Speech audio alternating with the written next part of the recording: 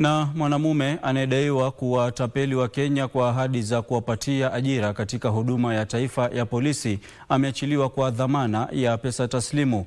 James Chesimani Masengeli almaarufu Timothy Khatete Barasa alifika katika mahakama ya Milimani akikabiliwa na mashtaka ya kujipatia zaidi ya shilingi milioni 2.5 kwa kudanganya watu 7 kuwa angewasaidia kupata ajira. Taarifa ya kina ni katika sehemu yetu ya Mizani ya Haki. James Chesimani Masengeli almaarufu Timothy Khatete Barasa anatuhumiwa kwa kuwatapeli wa Kenya zaidi ya shilingi milioni 2.5 kati ya tarehe 18 na 23 mwezi jana, akidai kuwa angewapatia watu 7 ajira katika huduma ya kitaifa ya polisi. Kwa kuweza kudai kwamba ulikuwa na uwezo ya kuweza kumtafutia nafasi 7 ya ajira katika idara ya polisi ya humu nchini.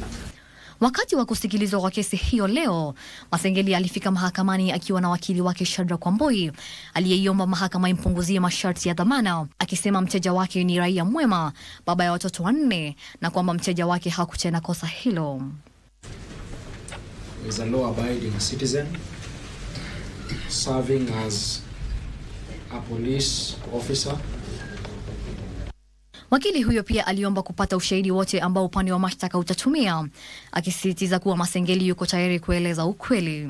Hakimu mkuu Dolphina Alego alimwachilia Masengeli kwa dhamana ya shilingi milioni 1 au pesa taslimu shilingi 1500, na kesi ikapangiwa kusikilizwa tarehe 16 mwezi huu. Application by counsel Wambui Shadrack is herein allowed and the sentiments by prosecution therein.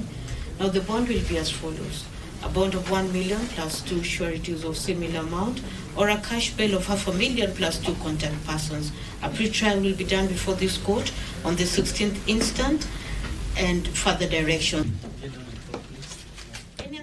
Letua Debra, Darubini.